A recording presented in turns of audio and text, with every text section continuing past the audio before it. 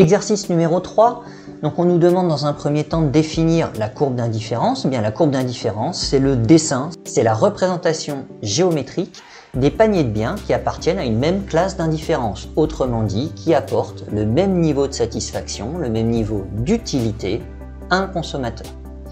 Alors on nous demande ici de comparer un petit peu différents paniers, différentes réponses qui nous ont été données par un consommateur qu'on aurait interrogé pour voir si ce consommateur correspond à la théorie microéconomique, si il vérifie un certain nombre d'axiomes et notamment l'axiome de rationalité. Alors ici, on a un panier A, un panier B, un panier C et ce que nous dit le consommateur, c'est que A et B lui sont indifférents, que A et C lui sont indifférents. Mais en fait, on connaît le contenu du panier B et le contenu du panier C.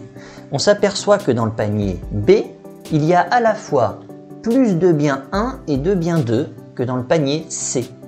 Autrement dit, le panier B est forcément préféré au panier C. Ça, c'est l'axiome de non-saturation qui nous le dit. Donc en fait, on a un consommateur qui nous répond que A et B sont pour lui indifférents, A et C sont pour lui indifférents, ce qui jusque-là ne pose pas de problème. Par contre, on voit que B et C ne peuvent pas être indifférents.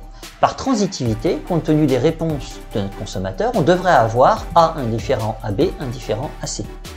Et on voit que ce n'est pas possible, puisque B et C ne sont pas indifférents, B contient plus de biens que C. Par définition, on considérera donc que ce consommateur n'a pas un comportement rationnel du point de vue de la théorie microéconomique. Ça ne veut pas dire qu'il n'existe pas sur la planète Terre, mais ça veut dire que dans le cadre de notre raisonnement, on ne pourra pas s'appuyer sur ces consommateurs-là pour continuer l'analyse microéconomique.